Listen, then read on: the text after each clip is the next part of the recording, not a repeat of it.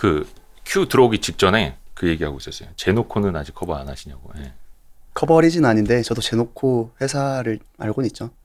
그래서 제노코에 대해서 많이 궁금해하시더라고요. 최근에 또 이제 신규 상장인데다가 맞습니다. 최근에 좀 많이 반등을 하면서 관심들을 좀 가지시더라고요. 네. 그래서 저희 이제 제노코를 사실 보는 관점에 따라서 네. 이제 방산업종이 사실 메인이기도 하고, 그러니까 이제 우주 산업과 관련된 부분은 결국엔 국내 매출이 발생되는 부분인데, 네.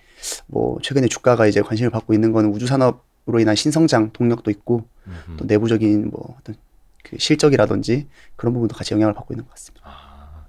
좋습니다. 그거는 이제 정식으로 커버를 하시게 될 때, 네. 예, 나중에 한번 또 여쭤보도록 하겠고, 오늘은 유진투자증권에서 우주항공 관련 쪽 섹터 담당하고 있는 정의훈 연구원입니다. 어서 오세요. 네, 안녕하십니까. 안경을 썼다 안 썼다 하시나 봐요.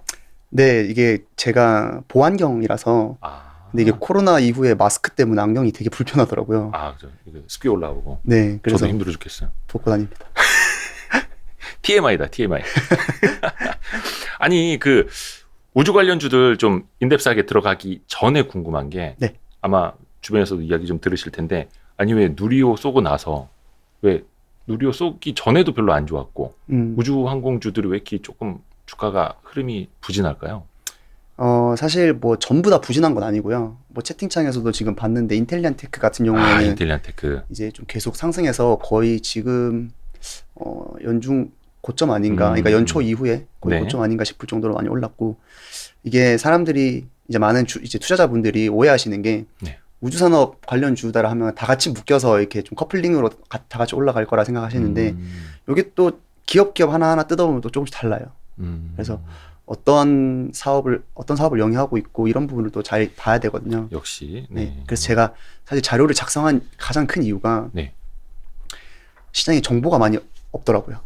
조금 어렵기도 하고 그렇죠. 기업들 내부가 되게 뭔가 복합적인 사업을 하고 있기도 하고. 맞습니다. 그래서 근데 사실 글로벌 전체 시장에서는 우주산업이 굉장히 핫하거든요. 왜냐면 세상에서 지금 제일 돈이 많은 일론 머스크나 제프 베조스가 이제 힘쓰고 있는 사업이기도 하고, 그렇죠. 관련주들이 많다 보니까 해외에 비해서 국내에서 많은 분들이 잘 모르세요.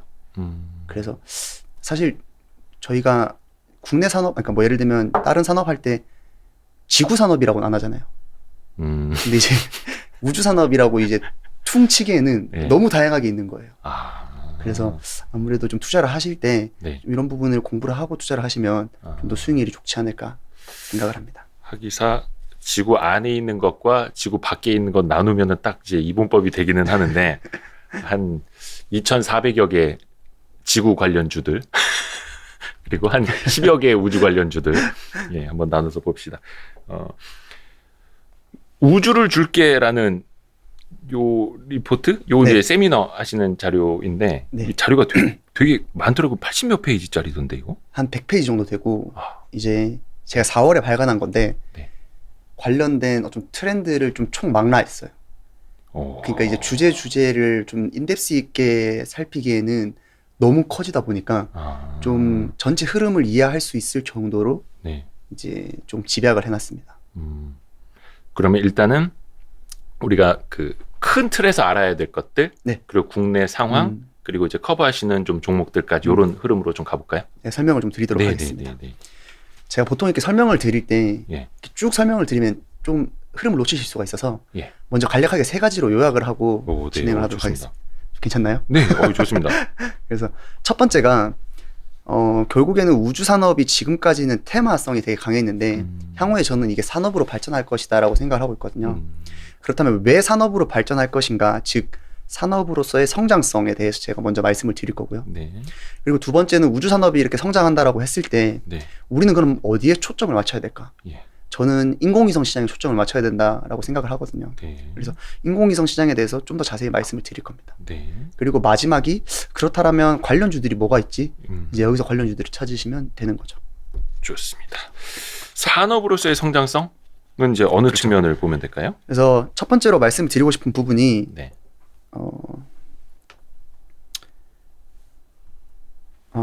지금 자료 화면이 나가고 있는데 왜 우주 산업이 확대 이미지 쪽 좀 확대 부탁드릴게요. 네. 그러니까 왜 우주 산업이 결국에는 성장 가능할까를 많이 물어보시는데 반대로 말하면 과거에는 왜 우주 산업이 성장 못했지? 이 생각을 하셔야 돼요. 혹시 우주가 어디부터가 우주인지 아시나요? 경계. 저는 대충 그 100km. 오, 예, 맞습니다. 지구에서부터 100km. 그래서 저희 카르만 라인이라고 하는데 예, 물론 학계에서는 조금 논쟁이 있어요. 이걸 뭐 80km로 봐야 되느냐, 100km로 봐야 되느냐 논쟁. 버진 갤럭티는 그냥 80km로 봐줘 이러고 있고. 맞습니다. 예, 예. 맞습니다. 그래서 그것 때문에 좀 논란이 됐었는데 예. 사실 중요한 건 아니에요. 왜냐면 뭐 어디부터 우주로 보느냐 그건 이제 경계가 너무 애매모호하고 사람이 하는 기준이기 때문에 결론은 핵심적인 거는 너무 멀리 있어요. 100km가. 그래서 과거에는 우주로 가는 것 자체가 굉장히 힘들었어요.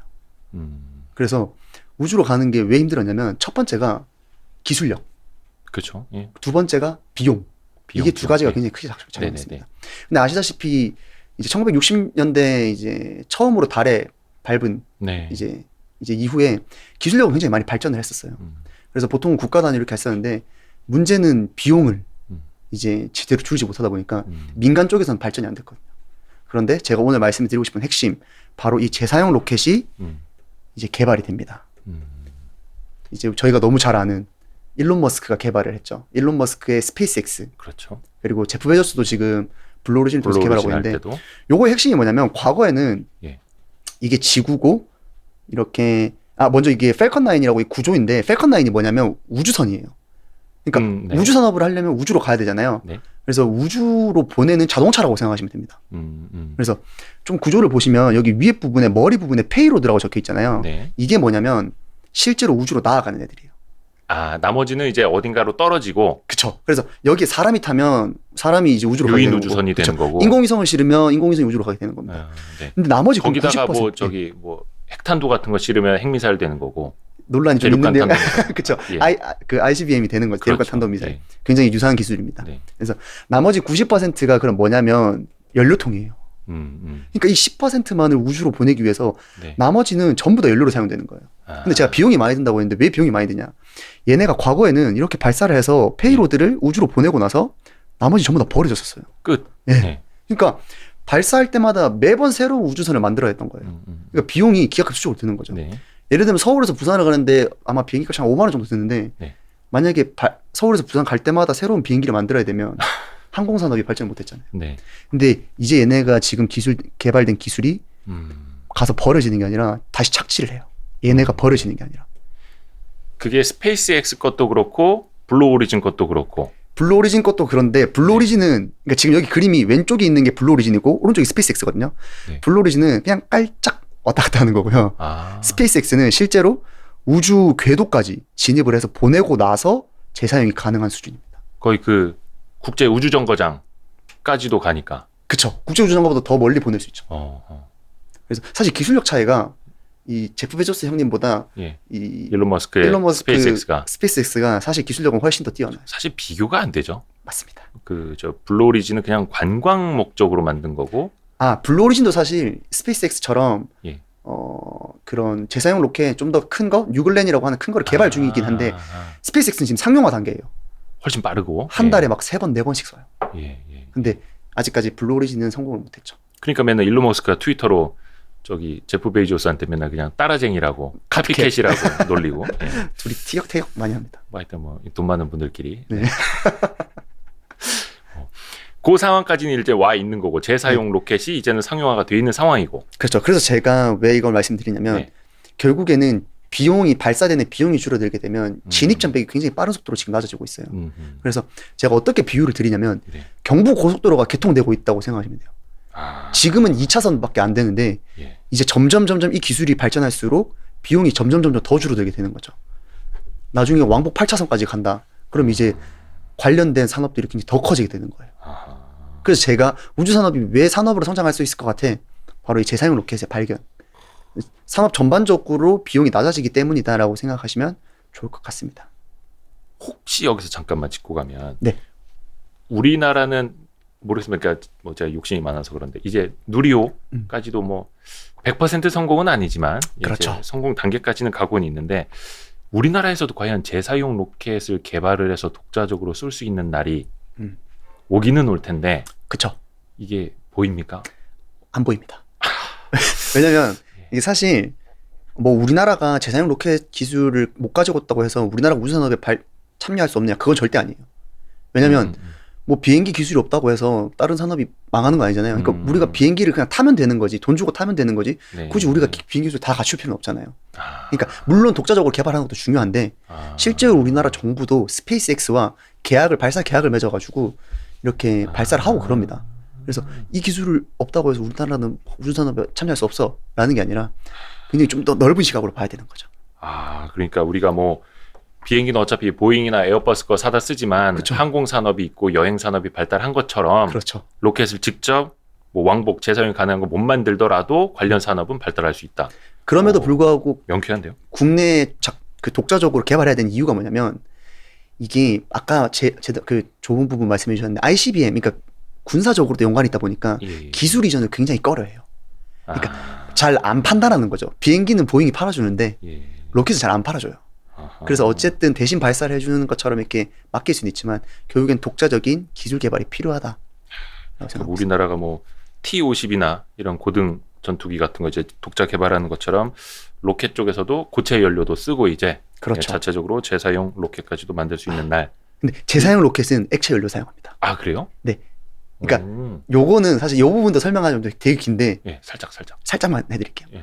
액체 연료가 굉장히 어려워요. 만들기가. 액체가 더 어려운 거예요? 액체가 훨씬 어려워요.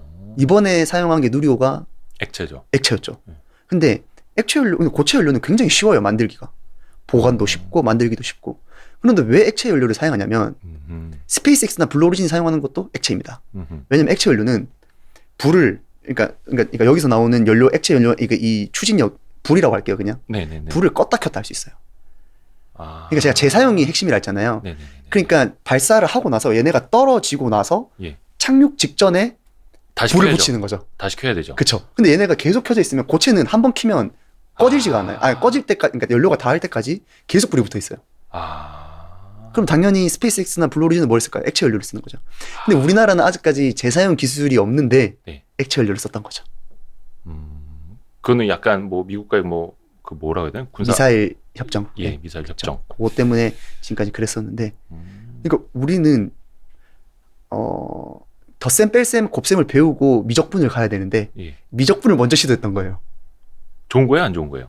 이게 장단점이 있는 거죠. 그러니까 고체 연료가 훨씬 쉽다라고 말씀드렸잖아요. 그러니까 고체 연료로 먼저 좀 발사를 해보고 요거 요렇게 하는 거구나, 요렇게 하는 거구나, 이번에는 좀 더 어려운 액체를 해볼까 해가지고 요런 단계가 있는데 고체 연료가 안 되다 보니까 액체 연료 먼저 시도를 했던 거예요. 그래서 처음에 나로호, 13년에 발사된 나로호는 너무 어렵다 보니까 이제 1단 로켓을 이제 러시아로부터 좀 해가지고 했던 거고, 그래서 이번에 누리호가 왜 대단한 기술이냐, 액체 연료로 그 정도로 한 것만 해도 엄청 대단한 거예요. 근데 제가 이제 고체 연료가 왜 그럼 중요하냐, 이제 경험을 좀 더 쌓고 고체 연료로 그 다음에 뭐 재사용 로켓이라든지 이런 부분까지 발전할 수 있는 거죠. 그러면 일단은 액체 연료 가지고 1단, 2단, 3단까지 해본 거는 나중에 재사용 로켓을 만들 때 훨씬 더 그러면 도움이 될 수 있다라는 측면으로 이해할 수 있을까요? 그렇죠. 기술적인 측면으로. 그렇죠. 일단 우리는 액체 연료를 1단, 2단, 3단까지 해본 경험이 있으니까. 되게 이게 재사용 로켓이라는 게 뭐 종종 유튜브 영상으로 보더라도 되게 신기한 일이기는 한데. 그렇죠. 그래서 아무튼, 좀 더 설명을 드리면 많은 분들이 오해하세요. 왜냐하면 뉴스 같은 데 나오는 거는 터지는 것만 나와요. 성공 확률이 굉장히 높아요.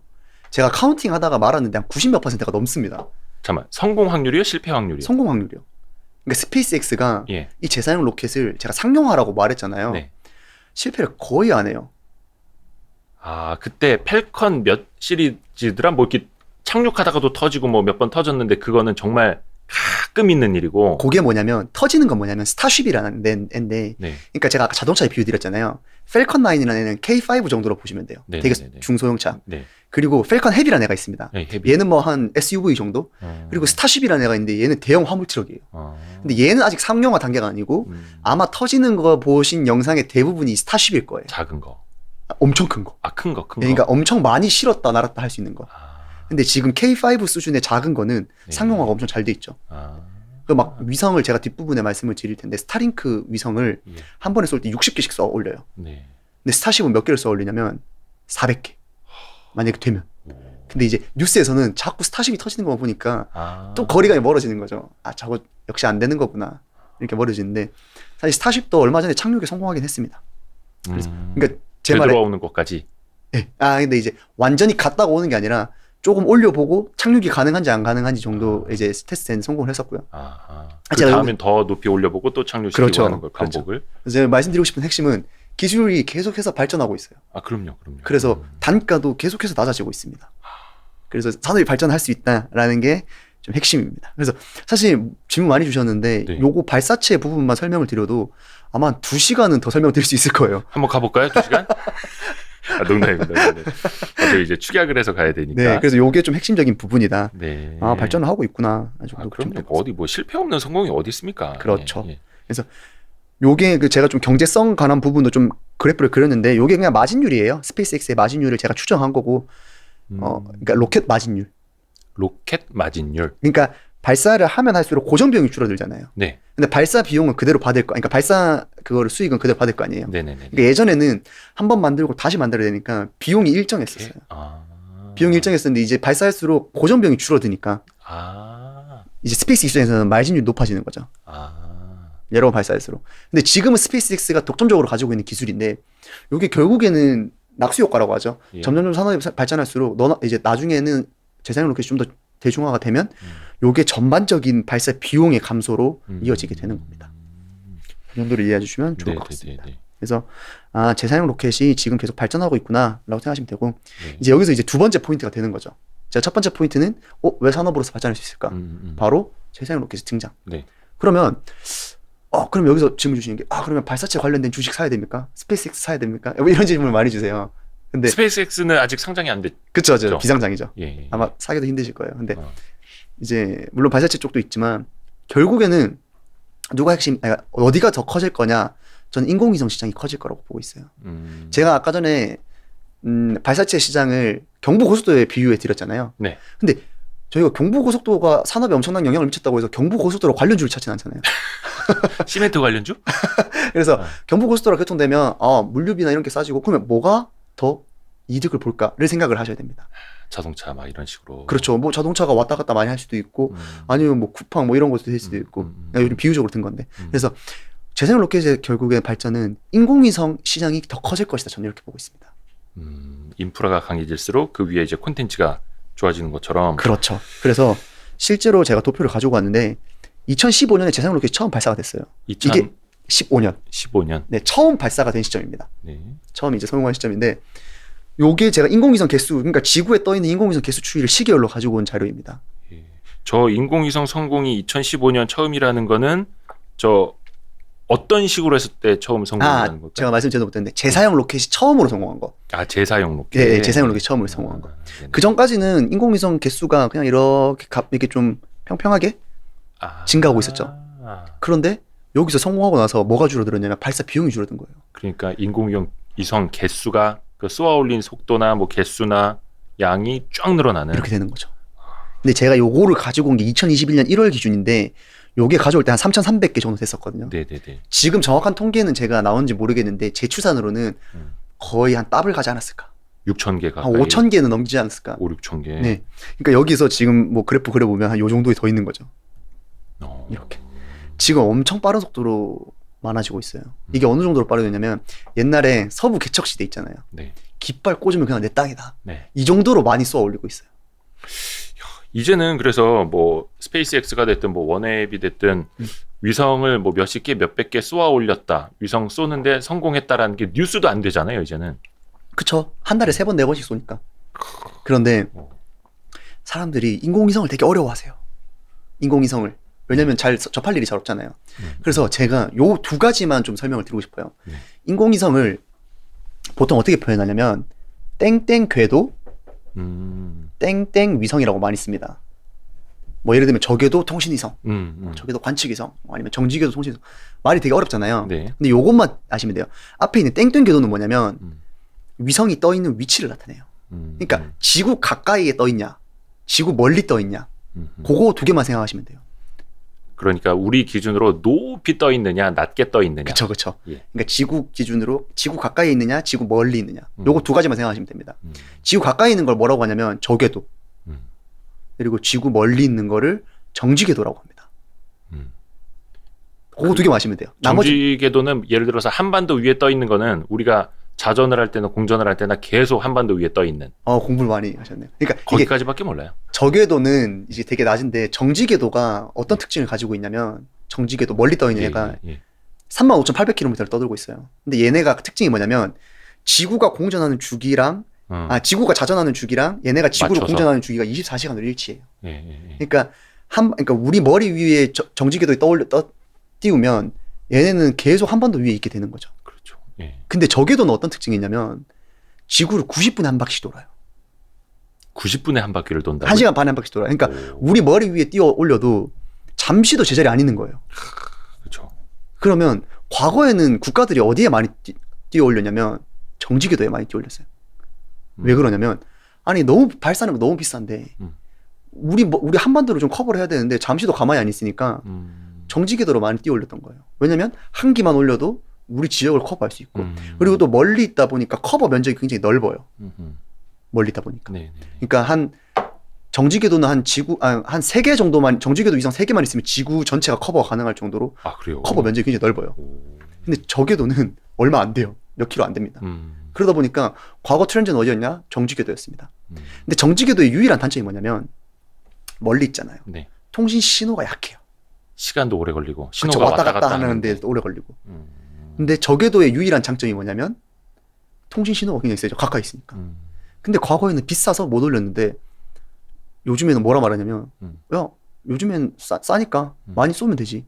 이렇게 해서 요즘 트렌드는 전부 다 어디로 바뀌고 있냐면 이 저궤도 위성으로 바뀌고 있습니다. 그리고 뒤에 있는 땡땡 위성은 뭐냐면 이제 역할이에요. 이 위성이 무슨 역할을 하는지. 통신 역할을 한다. 네. 그럼 통신 위성이 되는 거고 뭐 사진을 찍는 관측 역할을 한다. 그럼 관측 위성이 되는 거죠. 뭐 군사 위성이 될 수도 있고 그쵸, 뭐 이런 그쵸. 식으로. 그래서 제가 이 자료에서는 어떠한 위성을 그래서 적어놨냐면 메인 포인트로 바로 저궤도 통신 위성과 네. 저궤도 관측 위성입니다. 핵심은 저궤도 위성. 그쵸. 그러니까 요것만 이제 들어도 좀 아시겠죠. 저궤도 통신 위성, 지구 가까이를 도는 통신 역할을 하는 위성이구나. 저궤도 관측 위성, 지구 가까이를 도는 지구를 관측하는 위성이구나. 네. 라고 생각하시면 될 것 같습니다. 관측은 말 그대로 뭐 기상이 됐든 군사 용도가 됐든 그런 식으로 쓸 때고. 사진을 찍는 거죠. 예. 예를 들면 가끔씩 뉴스에서 북한의 핵 개발을 미국의 관측 위성이 부착을 해서 영변 시설이 어쩌고 뭐 이런 거. 그래서 대북 제재를 가하니 많이 이런 내용이 나오는데 그거를 미국이 다 볼 수 있는 이유가 관측 위성으로 다 포착을 하는 거예요. 그리고 통신 위성은 뭐 조금 이따가도 이야기를 하겠습니다만 6G라든지 그렇죠. 맞습니다. 그게 제일 요즘 핫한 산업. 요즘 우주 산업에서 제일 트렌드가 뭐냐면 저궤도 통신 위성이거든요. 그래서 저궤도 위성 통신 사업이라고 하면 사람들이 되게 어려워하세요. 네. 근데 어려워하실 필요가 없이 저궤도 위성 통신 사업은 한마디로 뭐로 요약할 수 있냐면 인터넷 사업이에요. 인터넷. 네. 우주 인터넷. 근데 우주라는 말 하면 너무 어려우니까 그냥 우리가 SKT, KT, LG 쓰잖아요. 네네네. 뭐 우리가 휴대폰으로도 인터넷 쓰고 컴퓨터로도 인터넷 쓰는데 그거 인터넷 서비스를 제공해주는 사업이라고 생각하시면 돼요. 그러니까 지금 스타링크가 저궤도 위성 통신 사업자 대표적인 스타링크 위성 사업자인데 SKT랑 하는 일이 똑같아요. 그래요? 그렇죠. 인터넷 서비스를 제공해 주는 거니까. 단순하게 보면. 네, 단순하게 보면. 근데 어떻게 제공하는 방식에 따라서 다르게 되는 거예요. 우리가 쓰는 지금 인터넷망은 어떤 거 쓰시죠 혹시? KT요. KT 쓰세요? 네, 얼마 전에 먹통됐던 KT. 예. 맞아요. 그 얘기 하려던 건 아니었고. 아니 제가 하면 됩니다. 네, 그렇죠. 저는 KT 좋아합니다. 그러니까 어쨌든 지금 우리가 쓰고 있는 통신망은 네. 유선망이에요. 유선. 네. 근데 생각하시면 우리 유선 안 쓰잖아요. 전부 다 무선으로 되어 있잖아요. 네네네. 사실은 우리가 무선처럼 보이지만 가까운 기지국까지만 무선이에요.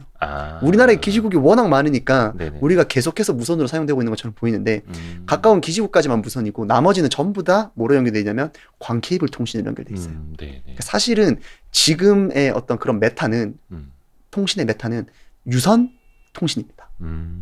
사실상 유선. 그런데 유선 통신에는 지금까지 단점이 늘 지적되어 왔죠.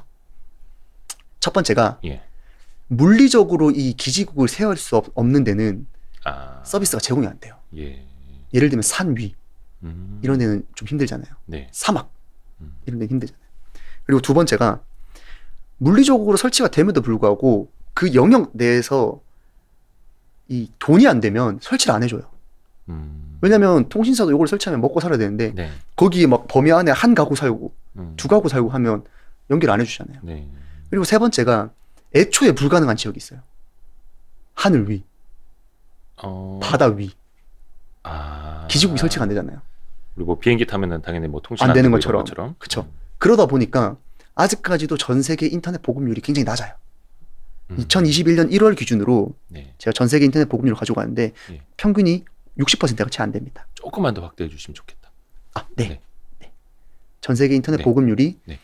60%가 채 안 됩니다. 그러니까 아직까지도 엄청나게 많은 사람들이 못 쓰고 있는 거예요. 우리나라야 너무 잘 쓰고 있지만. 그렇죠. 그래서 근데 이 저궤도 위성 통신망이 왜 지금 차세대로 떠오르냐? 네. 얘네는 가장 큰 장점이 음영 지역이라는 개념이 없어요. 왜냐면 광 케이블로 얘네가 신호를 연결해 주는 게 아니라 얘네는 신호를 쏘면 어디서 받아들이냐면 위성에서 받아들이기 때문에 그러니까 내가 여기서 인터넷 사용해가지고 안테나로 전송을 하면 우주에서 얘네가 받아서 데이터 센터까지 연결해 주는 거예요. 그러면 음영적이라는 개념이 없죠. 어디 뭐 중간에 가로막히는 데도 없고. 그쵸. 예. 그러다 보니까 내가 뭐 사막 한가운데서도 내가 인터넷을 쓸게 이러면 써. 돈 많네. 한 달에 뭐 요금 그거 똑같은 요금만 내. 네. 그러니까 사막 한가운데서 쓰든 바다 위에서 쓰든 산 위에서 쓰든 얘네 입장에서 똑같은 거예요. 약간 엉뚱한 질문일 수도 있는데요. 네. 예전에 그 KT 스카이라이프 본 적도 있었는데 위성 TV 같은 경우에는 좀 네. 날씨 흐린 날 TV가 좀 지지직거리고 화질이 잘 안 나오고 하는 날이 종종 있었거든요. 맞습니다. 그래서 이제 콜센터 전화하면 그 기사 아저씨가 와서 접시 방향 좀 바꿔주고 이렇게 했었는데 네. 요게 만약에 통신이면은 날씨가 흐리고 막 비 오고 막 이러면은 전화가 끊긴다거나 네. 인터넷이 끊긴다거나 혹시 그러진 않을까요? 이것도 진짜 굉장히 좋은 부분 말씀해 주셨는데 네네네. 제가 뒷부분에 어차피 관련주가 좀 많이 궁금하시잖아요. 인텔리안테크 관련주가. 네네네네네. 안테나 만드는 게 어려워라고 많이 물어보세요. 왜냐면 이거 우리 할머니 집 가도 스카이라이프 안테나 접시 있는데 그거 만드는 게 뭐가 어렵냐라고 하시는데 제가 여기 또 그림으로 좀 설명을 드릴게요. 제가 그림 실력이 좀 별로긴 한데 네네네. 이게 지구가 이렇게 있으면 네. 아까 스카이라이프 TV는 뭘로 보냐면 예. 정지궤도로 보는 거예요. 그러다 보니까 날씨 영향을 받긴 받습니다. 네네네. 그런데 멀리서 쏘다 보니까 많이 받을 수밖에 없죠. 예. 가뜩이나 신호가 약한데. 근데 저궤도는 뭐라 되어 있냐면 가까이 있다 보니까 예. 날씨 영향을 좀 덜 받죠. 그런데 안테나가 우리 너무 쉽게 만드는데 왜 쉽게 만들 수 있었냐면 얘네는 항상 정지해 있으니까 네. 고개가 그냥 거기에 맞춰놓고 세우기만 하면 신호가 왔다 갔다가 됩니다.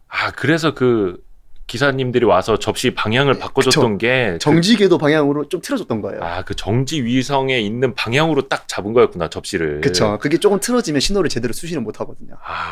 그런데 저궤도 위성이 아까 전에 제가 90분 한 바퀴 지고 쏜다 했잖아요. 네네네네. 얘네는 뭐 어떤 기술이 어렵냐면 이 신호를 트래킹하는 기술이 계속 엄청 어려운 거예요. 그 위성을 따라다니는. 그쵸. 그러니까 위성이 이렇게 엄청 죄송합니다. 괜찮습니다. 위성이 엄청나게 많은 위성들이 또 있어요. 네. 얘네는 계속 지구로 돌겠죠. 여기 있는 사람이 이거를 받으려면 얘도 트래킹하고 있어야 되지만 옆에 있는 얘도 트래킹하고 있어야 돼요. 왜냐면 얘는 조금 지나가 버리면 끊어지니까. 그럼 얘를 트래킹하고 있다가 얘가 이쪽으로 오겠죠. 그러면 또 그 다음 애를 또 트래킹을 해야 되는 거예요. 거의 그 릴레이 바통처럼 계속 그쵸. 이어받아야 되는. 근데 그거를 계속 해줘야 돼요. 그 안테나 이거를 수신해주는 기술이 굉장히 어려운 기술인 거예요. 그러니까 거의 뭐 개주 릴레이 할 때 바통 한번 떨어뜨리면 욕 바가지 먹듯이. 그쵸. 굉장히 좋은 비유네요. 이거는 바통을 예전에 정지궤도는 혼자 쥐고 달리기만 하면 되는 건데 얘는 이거를 계속 전달해줘야 되는 거예요. 그러다 보니까 이 기술이 어렵고 여기서 만약에 내가 이거 인터넷 쓰고 싶다 그럼 이렇게 인공위성으로 띡 발사해서 이 신호가 가까운 게이트웨이 안테나로 가서 이제 또 지상망으로 연결되는 거죠. 전 세계 이제 데이터 센터와. 이런 시스템이다. 그러니까 인터넷 음영 지역이 혁신적으로 줄어들 수 있다. 우리나라 사람들이 왜 관심이 없느냐? 인터넷이 너무 잘 터지니까. 그렇죠. 스타링크가 사실 우리나라에 들어올 수가 없을 거예요. 이미 다 깔려 있는데. 이미 다 깔려 있고 속도도 월등히 빨라요. 그러니까 좀 사람도 적고 그러다 보니까 메리트가 적은 거죠. 그런데 아직까지도 전 세계의 음영 지역은 굉장히 많아요. 그러니까 우리의 사고방식으로 생각을 하면 안 되는 거네요. 진짜. 그렇죠. 글로벌 사업자이기 때문에. 그러네요. 그래서 핵심은 저궤도 통신 위성이 그쵸. 될 테고.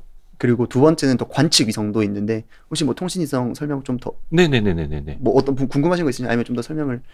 왜냐면 뭐 어디까지 설명을 좀 왜냐면 디테일하게 드리면 뭐 계속 디테일하게 드릴 수도 있고. 지금 시간이 6시 8분이구나. 요건 어차피 그 뒷부분에 관련주 이야기할 때 통신위성 관련주 할 때 좀 기술이 더 나오지 않나요? 그렇습니다. 그러면 그거와 조금만 더 연관된 말씀을 드릴게요. 그래서 지금 이 저궤도 위성 통신 사업이 왜 핫하냐면 요게 지금 막 초입 단계에 있어요.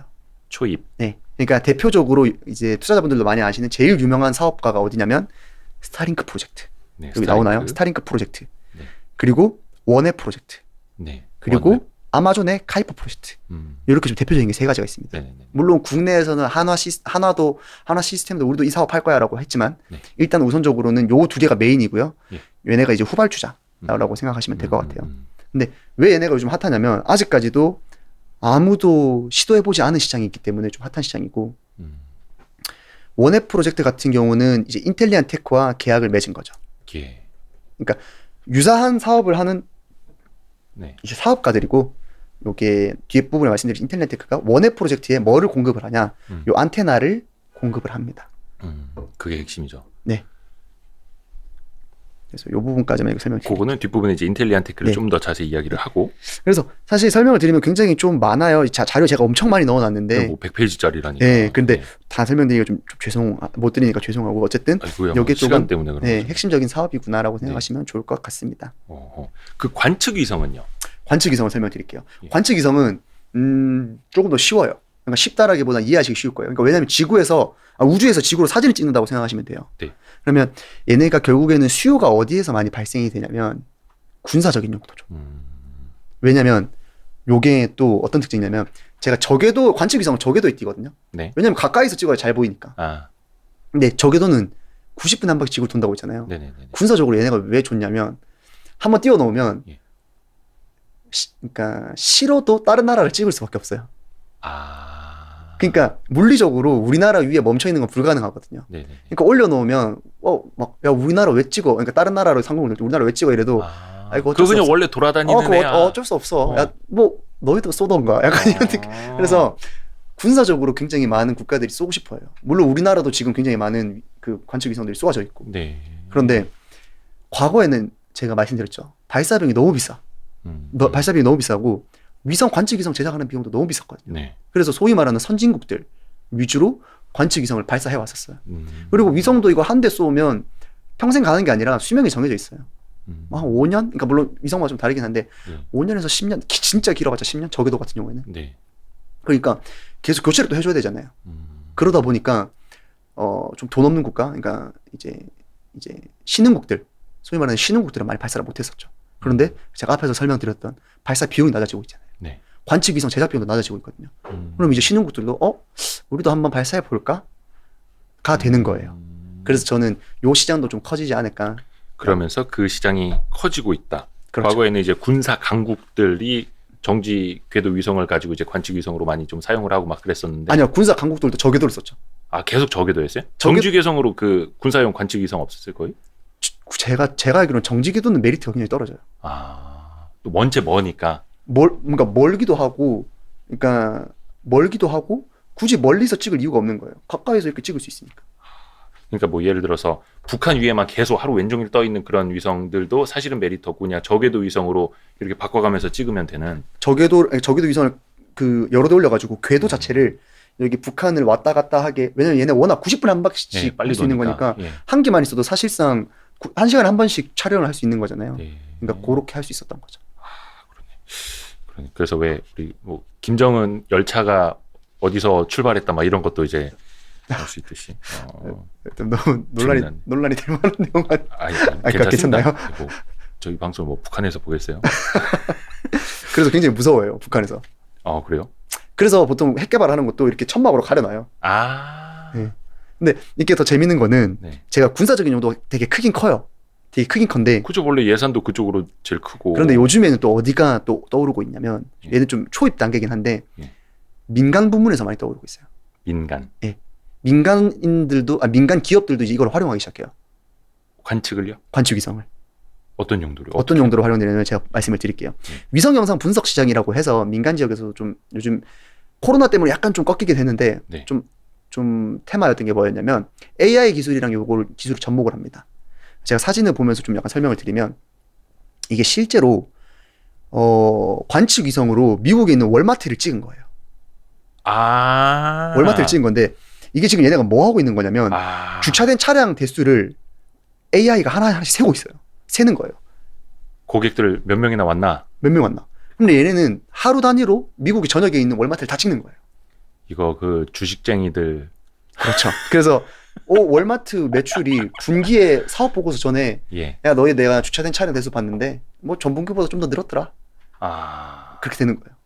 아, 무섭다. 그래서 옆에 있는 거는 실제로 항공기, 공항에 항공기가 정박해 있는지 날아다니는지 얼마나 뜨고 내리는지 원유 저장고 옥상을 찍어가지고 예. 유가가 어느 정도 있는지, 그래서 뭐 원유 유가를 저장고 이게 결과 나오기 전에 그걸 유가를 예측한다던가. 오메. 여기에는 제가 넣진 않았는데 어떤 것도 있었냐면 테슬라 신차가 예. 지붕으로 안 덮어놓고 예. 좀 신차가 좀 모델이 나와 있던 거예요. 네네네. 그래서 어떤 업체가 관측 이성을 다 보고 와서 야 테슬라 신차 너희 모델 공개됐네, 약간 너희 나왔네 이러고 소위 말하는 스포를 해버린 거예요. 아, 그 위장막 같은 거를 안 해놓고 씌워놨으니까. 야, 무섭다. 이런 거 그런 것도 되겠네요. 뭐 제조업체라든지 막 이렇게 물동량, 그쵸, 물동량. 얼마나 출하하는지. 실제로 여기 해양 물동량 예측도 여기도 있고요.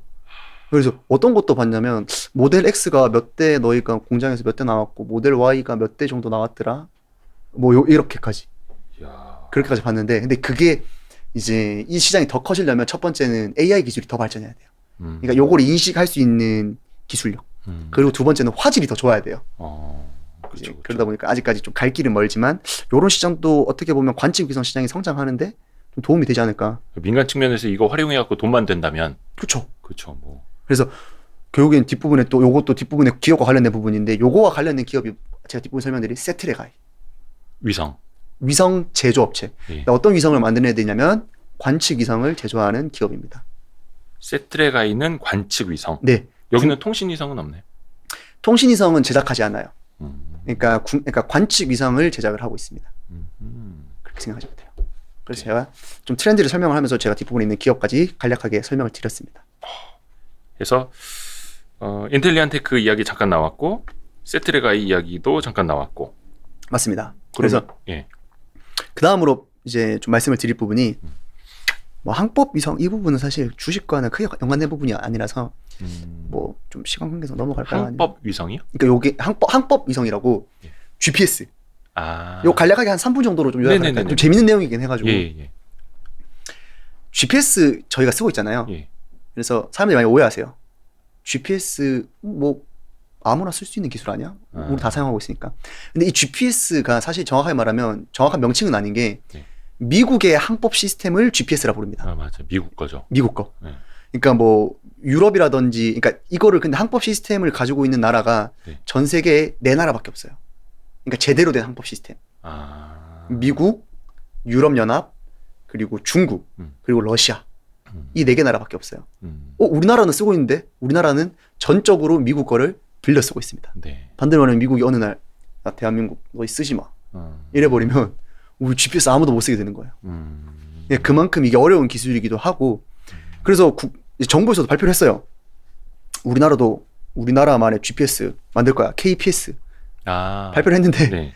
예타가 이제 서비스, 그러니까 이제 정부가 발표한 지가 얼마 안 됐어요. 예비 타당성 조사. 예, 그게 이제 뭐 예산 대비 뭐 이게 수익이 괜찮느냐, 예, 나라 그래서 돈 줘도 되느냐 이거. 사업이 본격적으로 아직 시작조차 안 해가지고 제가 관련주가 없다라고 말씀드린 이유가 본격적으로 시작조차 안 해가지고 그걸 좀 찾기가 좀 힘들죠. KGPS요? KPS. KPS. 네.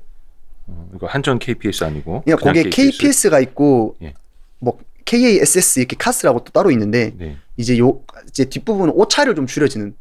그러니까 GPS를 쓰고 있는 GPS 오차를 좀 줄여주고 있는 시스템도 개발하고 있고, 처음부터 우리 거, 그냥 완전한 우리 거, KPS였는데, KPS는 사업 계획상 2035년까지 개발 예정이다라고 돼 있으니까 좀 많이 멀긴 하죠.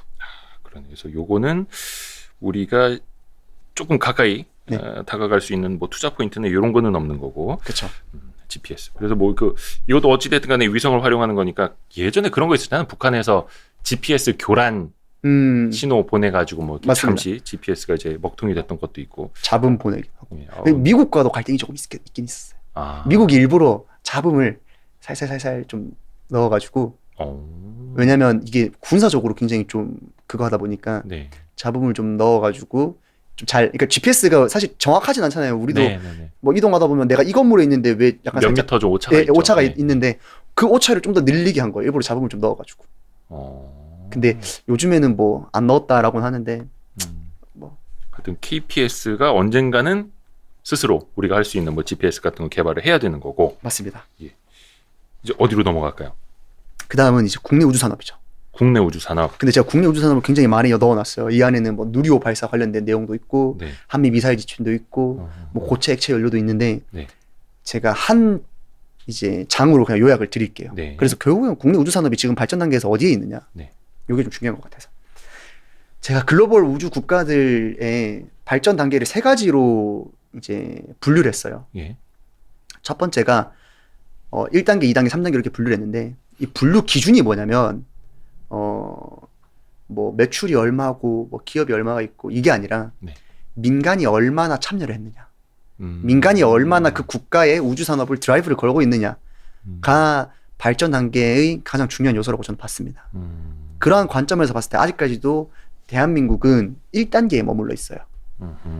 왜냐면 아시겠지만 뭐 국내에서 발사되는 누리호라든지 나로호라든지 이런 사업들 자체가 전부 다 국가 수주거든요. 그렇죠. 아직까지는. 예, 예. 근데 이 국가 수주는 조금 아쉬운 점이 있다라면 첫 번째는 규모가 그렇게 크지가 않아요. 매출의 규모가. 그리고 두 번째는 아무래도 국가 수주다 보니까 경쟁률이 좀 치열합니다.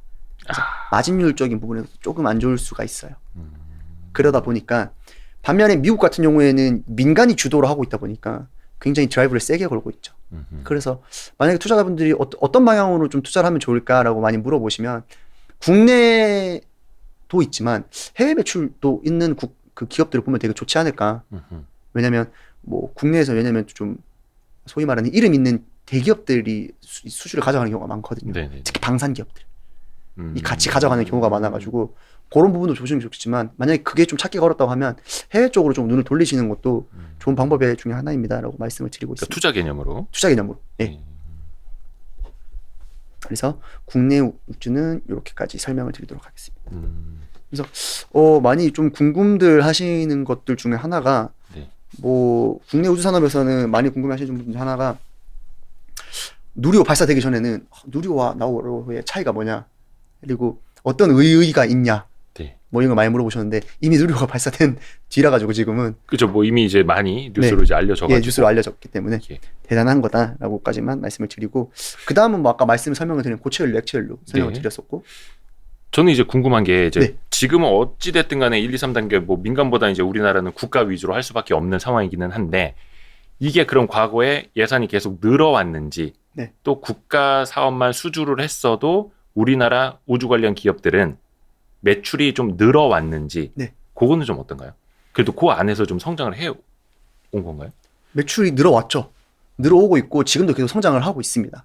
그런데 네. 이제 저거 살펴보셔야 되는 부분은 이거를 발라내기가 굉장히 어려운 게 아까 제노코도 말씀을 해주셨고 뭐 하나 에어로스페이스와 관련 주식도 있고, 그런데 뭘 보셔야 되냐면 정확하게 우주 산업에 관련된 매출액이 어느 정도인가를 보셔야 돼요.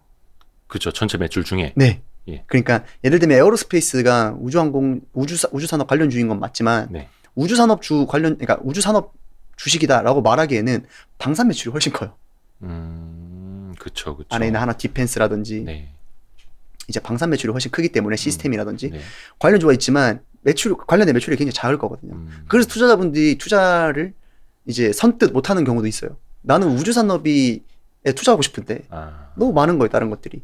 대표적으로 글로벌 기업으로 눈을 돌려도 마찬가지입니다. 왜냐하면 예를 들면 네. 보잉도 우주 산업을 하거든요. 네. 근데 보잉은 우주 산업을 사업 부문으로 하나를 하고 있어요. 그러니까 얘네의 주업은 비행기 만들고 이제 이런 업종인데 사업 부문을 하고 있다 보니까 보잉을 우주 관련주라고 봐야 되나라고 이제 헷갈리시는 분들이 많으시죠. 뭐 로키드 마틴이 또 대표적인 거 될 수도 있고요. 그래서 그러다 보니까 많이 어려워하시는데, 그래서 제가 국내에서 순순히 우주 산업 관련주라고 말씀을 드릴 수 있었던 게 인텔리안테크와 세트레가이였습니다. 그리고 뭐 뒷부분 AP 위성이라든지 캔코 에어로스페이스 뭐 이런 부분들도 있고요. 인텔리안테크랑 세트레가이는 거의 뭐 목표 주가까지 쓰고 계시는 거예요? 맞습니다. 그 두 개의 기업은 목표 주가도 지금 낸 상태입니다. 그럼 거기로 한번 좀 네, 들어가 볼까요? 볼까요? 우선은 인텔리안테크부터 보면 되나요? 네, 인텔리안테크. 여기는 그 안테나. 위성 안테나입니다. 예. 사실 이게 근데 4월에 나온 자료라서 조금 지금 최신 트렌드와 좀 다를 수 있는데 그건 제가 말로 설명드릴게요. 그래서 지금 현재 목표 주가는 88,000원으로 지금 형성이 되어 있고요. 네. 인텔리안테크는 아까 앞서 말씀을 드린 원앱과 저궤도 위성 통신 사업과 관련이 되어 있죠. 네. 원앱과 계약을 통해서 원앱이 서비스 지역을 넓혀갈 때 안테나를 납품하는 회사입니다. 물론 제가 서비스 가지고 원앱이 이제 연말부터 시작이 되거든요. 그러면 지금 매출이 발생 안 하고 있는 거냐? 그러니까 원래 하던 일이 있었어요. 원래 하던 일이 뭐였냐면 해상용 안테나를 만들고 있었어요. 해상용 네. 선박을 위한. 네, 해상용 안테나를 만들고 있었는데 해상용 안테나는 어디를 고개를 돌리고 있었냐면 정지궤도. 그러니까 제가 트렌드 저궤도라고 했잖아요. 네. 그러니까 원앱에 납품하는 거는 저궤도 위성에 이제 신호를 받는 걸 납품하는 거고 네. 기존의 인텔리안테크는 해상용 안테나, 그러니까 정지궤도용 해상용 안테나를 위한 안테나를 납품을 하고 있었어요. 그런데 얘네가 왜 원앱한테 채택이 되느냐? 네. 왜 원앱이랑 같이 일하게 됐느냐? 예. 정지궤도는 땅에 있으면 고기를 맞춰 놓으면 끝이잖아요. 예. 정지궤도는 안 움직이거든요. 아하. 근데 해상용은 뭐가 움직이냐면 배가 움직이죠. 그러니까 트래킹 기술이 얘네도 필요했던 거예요. 그러니까 좀 경우는 좀 반대긴 하죠. 저궤도 같은 경우에는 위성이 움직이는데 트래킹을 하는 거고 해상용 안테나는 정지궤도 위성은 가만히 있는데 이제 배가 움직이니까 이 트래킹 기술을 개발해 오고 있었고 가지고 있었던 거죠. 그래서 V셋 안테나 시장에서 이 인텔리안테크가 1등 기업이었어요. 원래 해상용 안테나 1등 기업이었는데 원앱이랑 스타링크가 사업을 이제 진행을 하다 보니까 안테나가 필요한데 트래킹 기술이 너무 어렵네. 이거 좀 잘하는 기업 누가 없나? 라고 보니까 인텔리안테크가 야 우리 해상용 안테나에서 V셋 안테나 1등이야. 그 V셋이라고 그래요? V셋. 그러니까 V셋 안테나가 있고 네. FBB 안테나가 있는데 네. 쉽게 말해서 좀 저퀄리티의 인터넷을 쓸 수 있는 그러니까 인터넷 사용이 좀 가능한 카톡까지 정도 좀 가능한 네. 그러니까 그 정도 가능한 이제 인터넷을 받을 수 있는 거죠. 그래서 예를 들면 크루즈 선박이라든지 해상용 선박에서 이제 인터넷이 필요한 경우가 있잖아요. 꼭 필요한 커뮤니케이션 정도만 할 수 있는. 그렇죠. 그러니까 이제 저퀄리티의 네. 인터넷 서비스. 네. 그거를 필요한 이제 선박에서 V셋 안테나를 이제 사왔던 거죠. 그래서 거기서 이제 좀 잘 나가던 회사들이 해가지고 원앱이 너 이거 잘 만든다. 우리가 이거 저궤도 위성통신 이제 사업하려고 하는데 너 이거 한번 만들어 볼 수 있겠어? 근데 이거는 너희가처럼 정지궤도가 아니라 저궤도 위성이라고 해서 가까이를 나는 그거야. 그래서 우리가 한번 해볼게. 그게 처음 계약을 했던 게 2019년도 말이었습니다. 근데 이게 위성을 이제 따라다니는 기술, 트래킹 기술이 네. 이게 굉장히 뭐 고난도인 거예요. 예를 들어서 이게 어떤 기업의 해자가 될 정도로 다른 기업들이 뭐 신규 진입하기 어려울 정도로. 왜냐면 그 위성 안테나를 하는 기업들은 또 다른 데들 있을 텐데 네. 그걸 또 거기다가 트래킹 기술만 좀 갖다 붙이면 바로 인텔리안테크를 따라잡을 수 있는 것 아닌지 하는 생각도 좀 드니까요. 이게 사실 어려운 기술 맞아요. 그래요? 왜 어려운 기술이냐면 네. 이게 기술적으로 어려운 부분도 있지만 두 번째는 이제 전 세계적으로 이 기술을 탐구하는 회사가 몇 개 없었어요. 그러니까 보시면 제가 이게 해상용 V셋 안테나 시장 점유율을 네네. 지금 제일 중요한 게 앞에 그렇죠. 쓰여졌습니다. 예. V셋 안테나 시장 점유율을 이제 도표를 가지고 왔는데 네. 인텔리안테크와 이제 코브암이 거의 독식하고 있죠. 이걸 보시면 그러니까 코브암은 코브암 어디? 코브햄이라고 코브햄? 예, 이제 북유럽 쪽에 있는 회사인데 네. 요 회사는 저궤도 위성 통신에 참여를 안 했어요.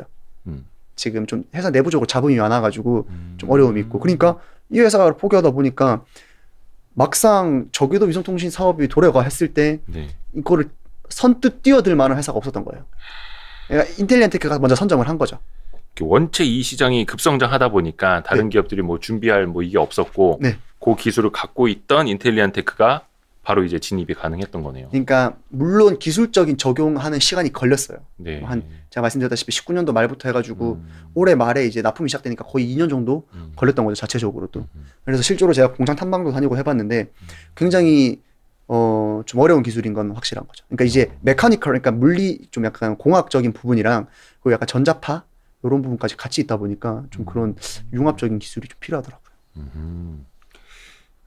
인텔리안테크 여기는 이제 원앱하고 이제 여기 독점으로 하는 건가요, 원앱 거를? 그러니까 이게 거의 독점이라고 보시면 돼요. 왜냐면 이게 안테나를 개발하려면 원앱의 위성과 주파수를 맞춰야 되거든요. 그러니까 이게 아무 안테나 있다고 해서 예를 들면 우리 할머니 집 안테나 그거를 트래킹 맞춘다고 해서 되는 게 아닌 것처럼 그쵸. 맞는 주파수 대역이 왔다 갔다 해야 돼요. 네. 그걸 하려면 협업을 해야 돼가지고 계약 형태로 나올 텐데 그쵸. 굳이 지금 기술력도 없는 다른 회사들한테 이제 원앱이 추가적인 계약할 가능성 없는 거죠. 거의 독점이라고 보셔도 됩니다. 인텔리안테크의 그 위성 안테나도 종류가 좀 여러 개 있을 거 아니에요? 맞습니다. 이것도 이걸 저 표현을 어떻게 하는지 모르는데 가정 쪽으로 들어가는 것도 있고. 그러니까 어떻게 표현하냐면 예. B2B, 예. B2C가 예. 있는데 예. B2C가 말씀하신 것처럼 가정용 안테나이고 B2B는 이제 뭐 군, 정부 아니면 기업 대상으로 하는 안테나가 되는 거죠. 안테나 형태가 조금 달라요. 왜냐면 가정용 안테나는 사실 1인 가정을 커버리지 하는 거다 보니까 사실 와이파이를 제공하는 형태라고 보시면 되거든요. 아주 작은 거, 가정 안에 들어가는 거. 네네네네. 그러니까 와이파이라고 생각하시면 돼요. 네. 그래서 요게 조금 형태가 그 종류가 많더라고요. 인텔리안테크의 그 위성 안테나 종류가. 제가 요거를 사진을 좀 보여드릴게요. 네. 여기 안테나를 좀 약간 헷갈리셨는데 제가 요 자료는 이 당시까지만 해도 인텔리안테크 안테나가 좀 공개된 게 없어가지고 네. 제가 스타링크 안테나를 가지고 왔거든요. 네. 그러니까 스타링크도 똑같아요, 사실. 그러니까 요런 가정용 평판 안테나가 필요합니다. 접시. 접시 안테나. 이 말인즉슨 이렇게 예를 들면 이게 건물이다, 이게 네. 우리 집이다. 네. 그러면 여기 옥상에다가 요 안테나를 설치를 하는 거예요.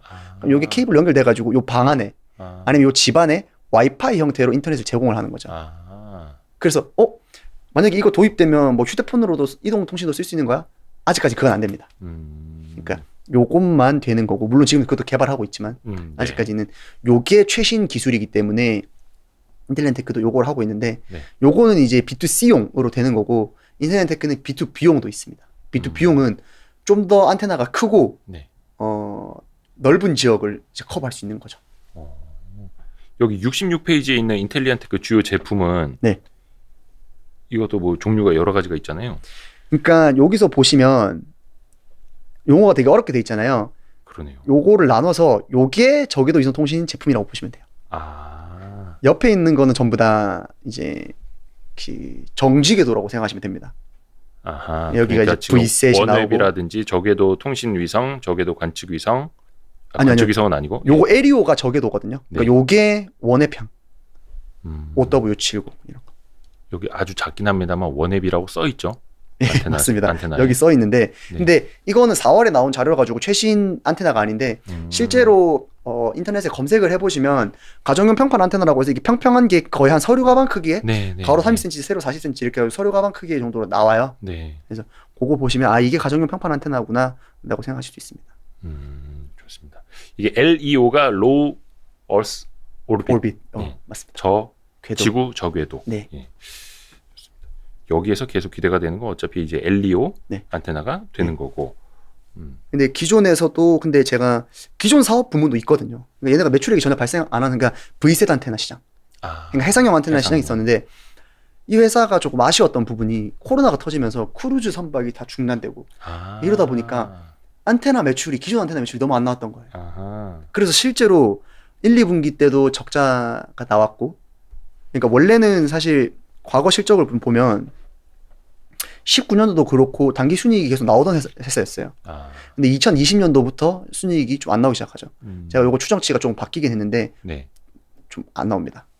그래서 근데 지금까지는 아직까지는 왜냐면 해상용 안테나 시장이 안 좋았는데 회복이 조금 안 돼서 최근 들어서 네. 크루즈 뭐 좀 관심 있으신 분들은 네. 여기 재개되고 있어요. 그래서 미국에 있는 3대 크루즈 회사 주가들도 지금 반등을 하고 있고요. 네.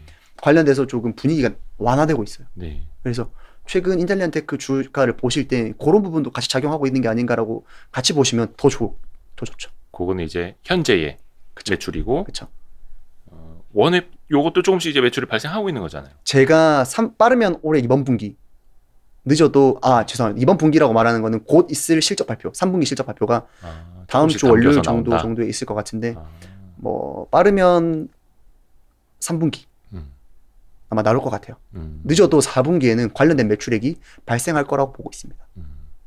그거는 이제 꾸준히 원앱에 어떤 뭐 위성이 늘어날수록 아니면 가입자가 늘어날수록 둘 다죠. 그러니까 가입자가 늘어난다는 말이 더 많은 위성을 발사해가지고 지구 전역을 커버를 한다는 거고, 네. 원앱 같은 경우에는 커버리지가 어떻게 되냐면 북극을 먼저 시작을 해요. 그래요? 북극 지역을 커버를 먼저 시작을 해요. 이렇게 생각하시면 북극 지역에 사람이 있나? 그리고 누가 쓰나? 그쵸. B2B가 쓰는 거죠. 그러니까 거기에 있는 군 아니면 어떤 정부 기관 이런 쪽에서, 그래서 인텔리안테크가 어떤 제품을 먼저 납품을 하냐면 B2B 제품을 먼저 납품을 합니다. 그래서 B2C 제품은 아마 내년 제 추산으로는 내년 하반기 정도부터 매출액이 발생하지 않을까 이렇게 생각을 하고 있고요. 그때쯤이면 당연히 원앱이 북극 지역을 시작으로 점점 서비스 지역이 넓어지기 때문에 밑으로 내려오면 올수록 그래서 점점 넓어지면 당연히 이용자 수가 많아지고 그런 관련된 매출액이 발생할 수 있다 이렇게 생각을 하는 거죠. 목표 주가를 88,000원 쓰고 계시는데 네. 그거는 좀 어떤 이유인지 뭐 밸류에이션은 어떻게 보면 좋은지 네. 조금 설명 좀 해주시면 좋을 것 같은데요. 사실 밸류에이션 부분에서는 단기 실적과 관련해가지고 밸류에이션을 내기에는 부담스러운 거 아니야라고 그쵸, 생각하실 수가 있습니다. 네. 그런데 저는 이 저궤도 위성 통신 사업의 이 성장성을 네. 보고 있는 거고요. 첫 번째로. 그리고 두 번째는 이제 이 해상용 V셋 안테나 시장까지 회복을 한다면 기존에 있던 거에 날개를 달게 되는 거죠. 그런데 만약에 실제로 원앱이랑 스타링크가 서비스를 본격적으로 시작을 했는데 생각보다 너무 잘 돼요. 그러니까 이 정도 속도로 생각하는데 왜냐면 이걸 아무도 모르는 길이거든요. 근데 실제로 나왔는데 막 이게 뉴스나 이런 걸 보실 때 원앱이라든지 스타링크가 서비스 가입자 수가 생각보다 너무 빠르게 증가한다 싶으면 바로 인텔리테크에 눈을 돌리시면 좋은 거죠. 좋습니다. 해서 지금 일단 목표 주가는 88,000원으로 네. 우리가 이해를 하면 되겠고 네. 이제 저기 세트라가이로 넘어갈까요? 아니면 인텔리한테크 조금 더 설명해 주실 게 있을까요? 혹시 뭐 좀 궁금하신 점 있으신가요? 잠깐만, 채팅창에 뭐 질문이 올라왔는지 봐야 되는데, 네. 예, 좀 고정 출연해달라는 이야기가 좀 있고요. 쏙쏙 이야기가 잘 들어온다라는 이야기도 있고. 아유, 감사합니다. 아까 어떤 분이 1.5배속 듣고 계시는 것 같다고. 예. 말씀이 제가 말이 좀 빠르죠. 그게 좋습니다. 조금 집중이 되니까. 그런가요? 제가 너무 느린 것보다는 낫습니다. 말이 좀 빠르다고 지적을 몇 번 받았는데. 아니, 좋아요. 긴장감 있고 좋습니다. 예. 또 유튜브는 요거를 설정을 0.75배속으로 해놓을 수가 있어가지고 네, 그럼 이제 제 말이 되게 답답하게 느껴지시고 세트레가이로 넘어가 볼까요? 예. 알겠습니다. 혹시 이거 유튜브 혹시 여러분 그 질문 있으시면 채팅창에 좀 올려주세요. 네, 궁금하신 점 있으시면 채팅창 올려주시면 제가 읽고 답변드리도록 하겠습니다. 네네네. 그리고 세트레가이. 네, 세트레가이로 넘어가도록 하겠습니다. 관측 위성. 맞습니다. 앞부분에 대략적으로 설명을 드렸죠. 네네. 위성 중 2개 중 하나인 관측 위성 시장. 네. 세트레가이는 제목에 제가 이렇게 썼는데 국내 유일 위성 시스템 개발 기업이라고 돼 있어요. 국내 유일. 네. 이게 뭐냐면 네. 국내에서 위성 부품을 만드는 회사들은 몇몇 있습니다. 네. 위성 부품만 만드는 회사들. 네. 근데 세트레가이는 위성 전체를 온전히 만들 수 있어요. 그것뿐만 아니라 위성 전체 플러스 지상 시스템까지 소프트웨어라든지 이런 걸 제공할 수 있어요. 그러니까 예를 들면 내가 하나의 어떤 국가다. 네. 어떤 뭐 예를 들면 실제로 중동 지역에 있는 국가다. 위성을 하나 구매하고 싶은데 부품만 사오진 않을 거 아니에요. 완성차를 사잖아요. 네. 보통 이렇게 자동차도. 네. 그러니까 그런 완성 시스템을 제공할 수 있는 국내 유일 기업이에요. 그래서 제가 국내 유일 위성 시스템 개발 기업이라고 적었던 거죠. 그래서 세트레가이는 사실 꽤 예전부터 인공위성을 만들어 왔어요. 그러니까 관측 위성을 중심으로.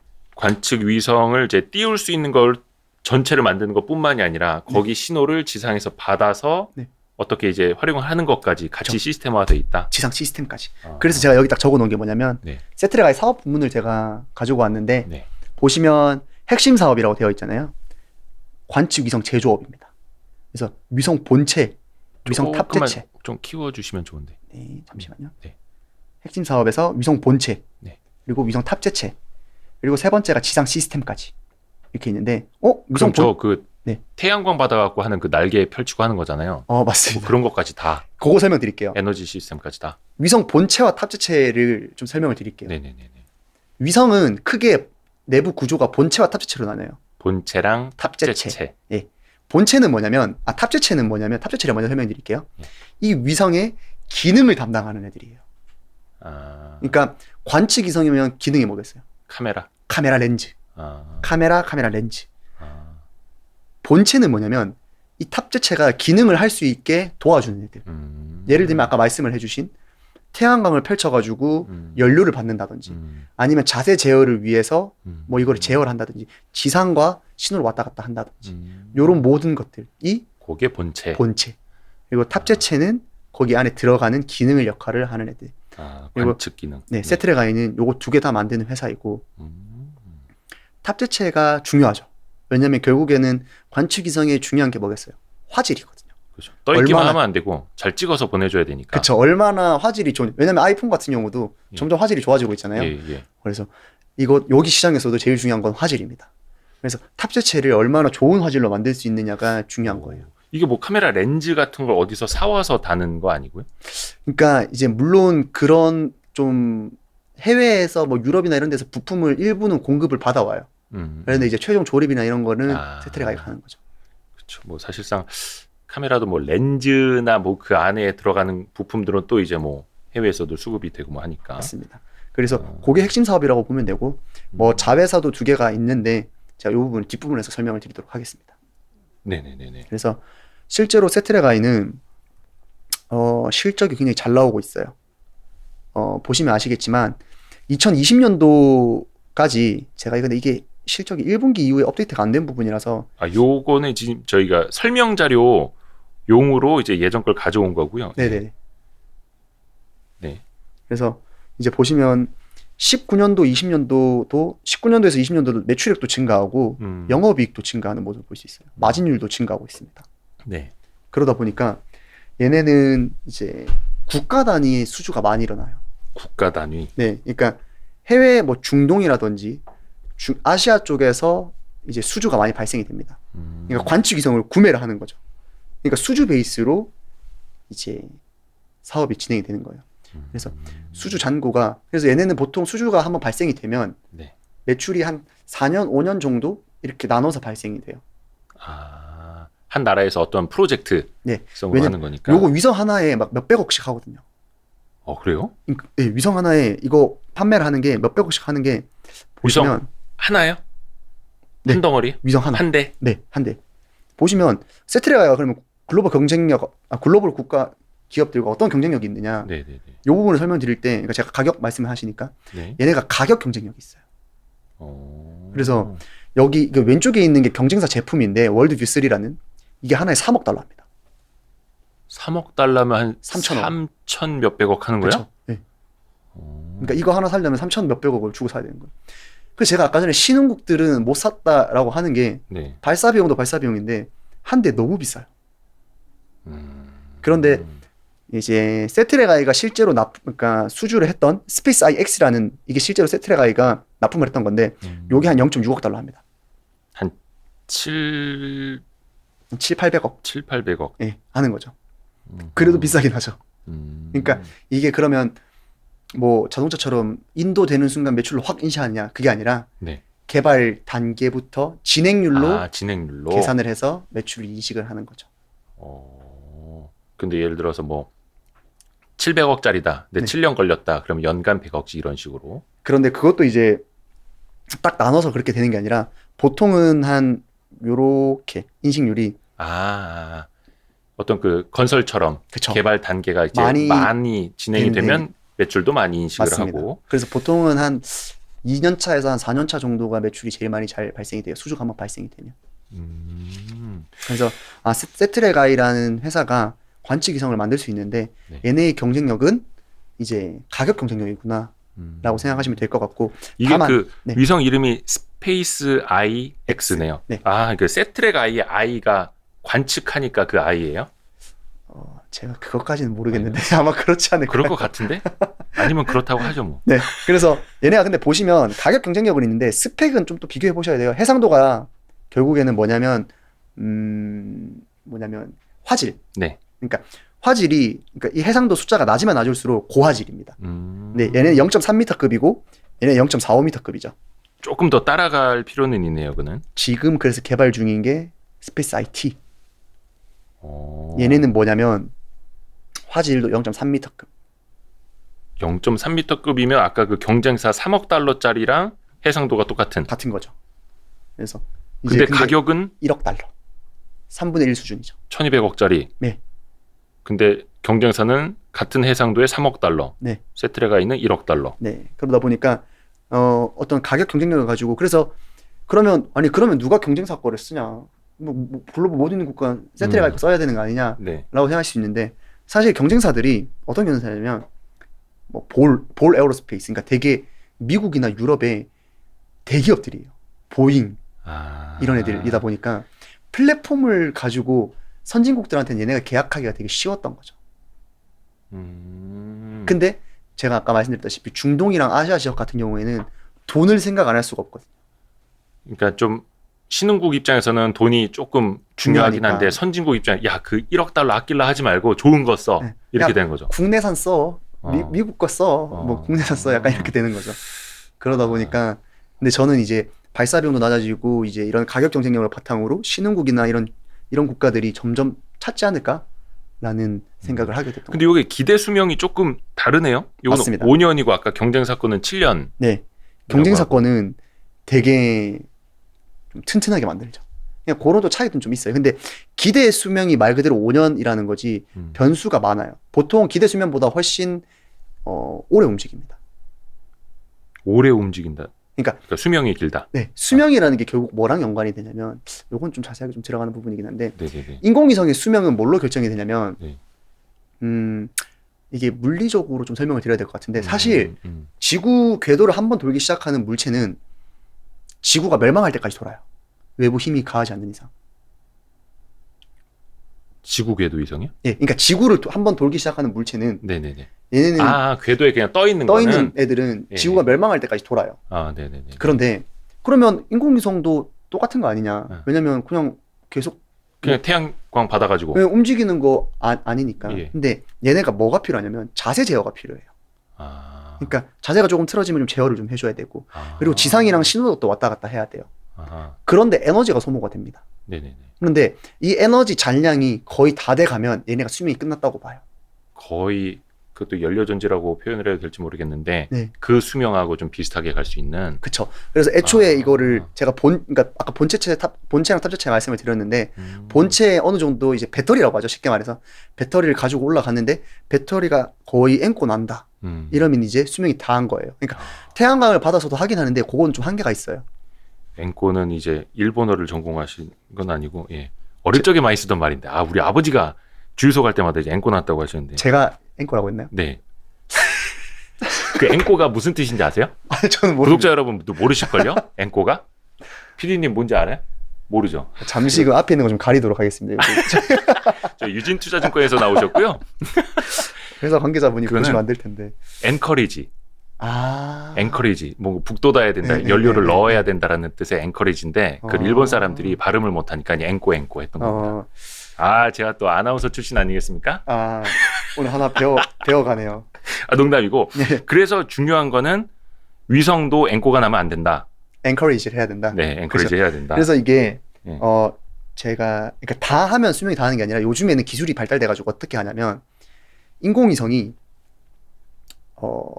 이제 배터리가 닿기 직전에 좀 남겨놔야 돼요. 왜냐면 마지막 남은 힘을 짜내서 지구로 떨어져야 돼요. 에? 지구로 떨어져야 됩니다. 자세를 다시 제어해서 지구로 가는 걸로. 예, 그 마지막 에너지를 다 써야 돼요. 그냥 궤도에 그냥 남아서 우주 쓰레기가 되면 안 된다. 그게 굉장한 문제예요. 그러니까 그게 굉장한 문제이기 때문에 요즘 기술력으로 쏘아 올린 위성들은 알아서 지구로 떨어지게 만들어 놨어요. 그래서 대기권에서 불타 없어지게. 맞습니다. 그래서 대기권을 다 불타 없어져야 그게 되기 때문에. 그런데 문제가 되는 거는 옛날 1960년대, 70년대 뭔 모르고 쏜 위성들이 문제가 되는 거죠. 그 당시에는 그거를 우주 쓰레기를 생각을 안 하고 막 쐈으니까. 근데 이제는 우주 쓰레기가 되지 않게 그쵸. 지구 대기권으로 떨어져서 타 없어지도록 하는 것도 기술이고. 그렇죠. 그래서 그걸 수명이라고 해요. 위성의 수명이 언제까지 다 했느냐. 자세 제어를 더 이상 할 수 없을 때. 그리고 마지막 힘을 짜내서 지구로 떨어지기인 잔량 정도만 남았을 때를 이제 인공위성의 수명이라고 보시면 돼요. 다시 말해서 인공위성 수명은 그래서 어떻게 결정이 되느냐. 첫 번째, 배터리 용량. 네. 두 번째, 자세 제어를 얼마나 덜 하느냐. 힘을 얼마나 아끼느냐. 네. 그래서 기대 수명이랑 좀 다른 경우가 많아요. 그 자세 제어는 우리가 왜 우주 영화 보면 우주 유영 같은 거 할 때나 아니면 이렇게 로켓 움직일 때 뭐 이렇게 칙칙 쏘는 거 그런 걸로 이제 맞습니다. 자세 옮기고 하는 거. 그래서 어떤 경우에 많이 쓰이냐면 요건 좀 회사랑 관련된 말씀을 드릴게요. 네네네. 어떤 경우가 많이 쓰냐면 예를 들면 궤도를 수정할 때 내가 550km 궤도를 돌고 있는데 물론 승인을 받아야 되긴 하는데 이제 내가 승인을 받아가지고 궤도를 옮길 때 이제 쓰이기도 하고요. 그리고 두 번째는 뭐 관측위성 같은 경우에는 이 궤도상으로는 뭐 미국에 있는 콜로라도를 몇 시 몇 분에 찍는데 네. 궤도를 그러니까 좀 그거를 수정을 해가지고 뭐 콜로라도가 아니라 뭐 샌프란시스코를 좀 찍게 해주는 그런 게 이제 자세 제어가 좀 되는 거죠. 그런 식으로 궤도를 바꿀 수도 있는. 그렇죠. 어떻게 보면 이제 차선 변경하고 차선 변경이죠. 네, 목적지 변경하고 하는 거네요. 그렇죠. 신기하다. 아까 잠깐 그 질문이 올라와서 그런데 요거는 좀 재무 관련된 건데. 네네. 이거 지금 인텔리안테크 질문이니까 잠시 후에 할게요. 일단은 세트랙 아이만 마저 하고요. 네. 이거 누구 거냐면 캔디님 질문 제가 네. 잠시 후에 전달해 드리겠고. 네. 계속 좀 진행 좀 해주세요. 제가 끊어가지고. 네, 여기서 이제 세트랙 아이가 그래서 제가 설명을 드렸고, 네. 물론 자회사도 있지만 결국에 세트랙 아이를 보실 때 가장 좀 중요하게 보셔야 되는 부분은 수주 가능성이에요. 이제 신규 수주를 받을 수 있느냐가 좀 문제인데, 네. 최근에 주가가 조금 약세인 이유도 신규 수주에 대한, 그러니까 물론 지금 수주 잔고는 충분히 확보가 되어 있어요. 네. 작년도 2020년도 연말 기준으로도 수주 잔고가 역대 최고치를 찍었었는데 1, 2분기 연속 수주 잔고가 좀 감소하다 보니까 아무래도 수주 가시성이 좀 생겨야 다시 좀 회사가 모멘텀이 발생하지 않을까라는 좀 우려 섞인 목소리가 좀 나오고 있고, 그래서 최근 주가가 좀 약세이기도 합니다. 어쩔 수 없이 뭐 위성을 만드는 회사도 제조업이니. 그렇습니다. 그래서 물론 한화 에어로스페이스가 연초에 인수를 해가지고 좀 많이 관심을 받았었는데 오히려 이제 좀 본업으로 돌아가서 좀 그런 부분에 대한 우려가 있는 게 아닌가라는 생각은 들고 있지만, 어쨌든 저는 중장기적으로 봤을 때 세트레가이는 좋은 회사입니다. 그러면 아까 그 저궤도 여기는 이제 관측 위성이라고 했는데, 뭐 물론 이제 뭐 6G라든지 자율주행차라든지 그걸 위한 그 뭐 스페이스X나 원앱이 쏘아 올리는 그런 통신은 아니지만 관측 위성도 막 수요가 막 급격히 늘어나고 막 이럴 저기도 있나요, 좀? 속도 면에서 따지면 통신 쪽이 훨씬 세죠. 왜냐면 여기는 완전 민간 기업이 참여를 해가지고 완전 돈을 쏟아붓는 시장이기 때문에 제가 통신 위성을 먼저 말씀드린 이유도 굉장히 핫한 주제긴 해요.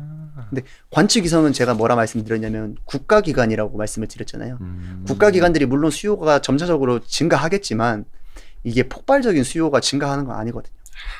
역시 그래서 민간이 돈을 쏟아 부어야 맞습니다. 훨씬 더 빠르게 성장을 할 수 있는데 세트레가이는 아직까지는 국가 주도 시장에 있으니, 혹시 밸류에이션도 그래서 인텔리안테크가 세트레가이보다 더 좀 높은가요? 맞습니다. 아까 채팅창에서 어떤 분이 인텔리안테크랑 뭐 세트레가이 밸류에이션 차이가 왜 이렇게 나는 거냐 물어보셨는데, 그래서 공부를 하시다 보면 이렇게 생각하실 거예요. 밸류에이션이 차이가 날 수밖에 없겠구나라는 생각을 하실 거예요. 그러니까 이 산업을 되게 두루뭉술하게 보시는 분들은 우주 산업은 밸류에이션 몇 배 줘야 돼. 사실 조금 많이 깊게 공부를 안 하신 거죠. 근데 오늘 좀 설명 들으시니까 좀 이해가 가시죠? 이거 진짜 중요한 이야기네. 왜냐면 똑같이 저기는 PR 몇 배인데 여긴 몇 배네? 그럼 더 싼 거 사야지, 이게 아니라는 거죠. 맞습니다. 근데 그렇다고 해서 세트레가이가 투자 가치가 없느냐? 저는 그 대신 세트레가이는 안정적으로 중장기적으로 쭉 꾸준히 성장한다고 보고 있어요. 안정적으로, 그러니까 국가들의 수주를 베이스로 쭉 갈 수 있는. 근데 혹시나 세트레가이가 지금 뭐 제가 기술은 잘 모르니까 통신 위성을 만들 수는 없습니까? 만들 수는 있는데 굳이 강점이 아닌 거를 만들 이유는 없죠. 그러니까 뭐 이건 비유가 좀 그럴 수 있겠, 좀 그런가? 아니 왜냐면 전기차를 만드는 회사가 뭐 굳이, 물론 더 좋고 나쁜 걸 떠나서 나는 요 A라는 거에 강점이 있는데 B라는 게 검증도 안 된 상태에서 B를 만들긴 그렇잖아요. 왜냐면 그 본체 자세 제어라든지 뭐 연료전지 넣고 하는 그 본체는 똑같은데 거기에다가 탑재체만 카메라가 아니라 통신을 갖다 끼우면 어찌됐든 이거 뭐 사서 끼워도 되는 거고. 보시는 눈이 있으시네요. 근데 이게 왜 그러냐면 그냥 상상력입니다. 한화 에어로스페이스가 세트레가이를 인수를 했을 때 아무래도 한화 쪽에서 우주 산업을 드라이브를 걸 때 위성 제작 기술을 가지고 있는 게 한화 시스템이거든요. 근데 한화 시스템의 기술력과 한화 시스템은 근데 통신 위성 쪽으로 좀 탑재체 쪽으로 좀 많이 가 있어요. 그러다 보니까 세트레가이의 어떤 이런 본체를 만드는 기술 이 접목이 좀 돼가지고 시너지를 내려고 인수를 했구나라고 생각을 할 수가 있었죠. 그리고 세트레가이가 전체 위성을 판매하기도 하는데 부품을 판매하기도 합니다. 부품 같은 걸 판매하기도 하기 때문에 그렇게 응용될 수는 있죠, 충분히. 그 진짜 궁금한 게 그러면 한화의 인수가 되면 네. 시너지가 나야 되는데 네. 그게 이제 어느 쪽으로 날 수 있을지 또 조금 생각이. 그러니까 한화가 사실 뭐 구체적인 청사진이 이제 좀 많이 뚜렷한 건 아닌데 아직은. 네. 한화도 사실 올해 초에 3월에 유상증자를 할 때 계획을 발표를 했어요. 우리도 저기도 위성통신 사업을 할 거야. 아까 전에 말한 예. 그것처럼 할 거야 라고 했는데 그걸 하려면 우선적으로 해야 되는 게 뭐냐면 위성을 발사를 해야 됩니다. 자체적으로. 그러니까 위성을 만드는 것도 필요하고 네. 발사하는 것도 필요하고 물론 네네네. 위성을 만드는 거를 다른 데서 사올 수도 있겠죠. 네. 위성 발사를 다른 업체에 맡길 수도 있겠죠. 네. 그런데 이제 발사나 이런 부분은 아직 명확하진 않지만 만드는 거는 아무래도 세트레가이라든지 이제 이런 하나 시스템을 가지고 활용할 가능성이 있겠죠. 만약에 이게 사업이 어느 정도 가시화가 된다면. 근데 한화가 원웹에다 투자를 했잖아요. 네. 원웹은 이제 통신 위성을 네. 하는 친구들이고, 네. 근데 세트레가이는 이제 관측 위성인데 본체. 한화가 어차피 관측 위성. 인데 본체를 만드는 기술을 가지고 있습니다. 네, 본체. 네. 그러니까 본체와 탑재체가 다르다 했는데 탑재체에 이제 관측 역할을 끼우면 그 관측 위성이잖아요. 네네네. 그러니까 하나 입장에서는 세트레가이의 본체 기술이 좀 탐날 수는 있겠죠. 저는 좀 원웹하고 세트레가이가 같이 뭔가를 시너지를 낼 수 있는 게 있을까? 그건 없습니다. 아직은. 계속 없을 거예요. 그래요? 왜냐면 원웹은 따로 만들거든요.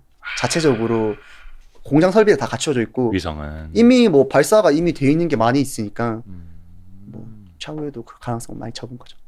아, 그렇구나. 그거는 조금 더 우리가 어떤 식으로 이제 진화를 하는지를 살펴봐야겠네요. 네. 세트레가이는 이게 목표 주가가 71,000원. 71,000원. 네. 네. 혹시 그거는 좀 어떻게 되는지 배경이나. 우선은 세트레가이의 가장 큰 장점이라고 한다면 네. 중장기적인 성장성 그리고 코로나 시국임에도 불구하고 이게 국가 단위의 수주이기 때문에 크게 영향을 안 받는다라는 장점은 또 가지고 있어요. 그러니까 우리가 관측 위성을 쏘는데 이거를 갑자기 예산이 하루아침에 없어지거나 이런 것도 아니거든요. 그래서 수주 잔고도 2020년 말 최고기 때문에 실적이 계속해서 좀 잘 나오고 있고 향후에도 그런 부분이 좀 기대되는 거고 그리고 제가 앞서 말씀드렸던 부분 중에 관측 위성 시장의 성장에서 이제 세트레가이는 가격 경쟁력을 바탕으로 수주할 가능성이 중동이랑 아시아 지역 중심으로 수주할 가능성이 있다라고 보고 있기 때문에 좋은 회사다. 아까 보여주신 그 1억 달러짜리. 근데 제품 라인업이 있어요. 제가 제품 네. 라인업을 좀 보여드리면 실제로 이게 지금 화면에 보시는 부분이 세트레가이 위성 수주 포트폴리오라고 해서 네. 판매를 했던 거거든요. 이미 판매를 했던 네, 거. 그러니까 모델별이에요 이게. 그러니까 스페이스 아이 X, 스페이스 아이 1 이렇게 있는데 뭐 내가 스페이스 아이 T를 사고 싶어 그러면 이제 1억 달러에 파는 거고 스페이스 아이 X에 하고 싶어 이러면 그걸 또 개발을 해서 팔 수 있는 거죠. 아하. 포트폴리오가 다양하게. 네. 좋습니다. 세트레가이가 이야기했고, 아까 구멍가게님이 이 질문 주셨구나. 한화 시스템도 안테나 회사 2곳 인수했는데 그쵸. 적에도 위성 통신의 강자가 되지 않을까요? 이렇게. 구멍가게님 아마 공부 좀 많이 하신 것 같은데 오. 카이메타랑 예. 이제 제가 갑자기 이름을 얘기했는데 잠시만요. 뭐 아무튼 두 군데 네, 인수했으니까. 두 군데 인수를 했어요. 네. 그런데 이제 좀 보셔야 되는 부분은 이 회사 두 군데가 아직까지 상용화하는 회사는 아니에요. 그러니까 스타트업 회사를 인수해가지고 지금 개발 단계에 있어요. 조금 그래서 시간은 더 걸리겠구나. 그러니까 사실 내부적으로 개발을 하고 있는 단계이기 때문에 네네네. 죄송합니다. 페이저 솔루션이었습니다. 페이저 솔루션? 네, 페이저 솔루션이었고 내부적으로 이제 개발하고 있는 단계이기 때문에 이제 이 부분에서 어느 정도 기술력을 보여줄지는 아직까지는 관건이 남아 있는 거죠. 그러니까 그 기술력을 매출화 해야 되는 거고. 잠깐 아까 그 질문 어디지?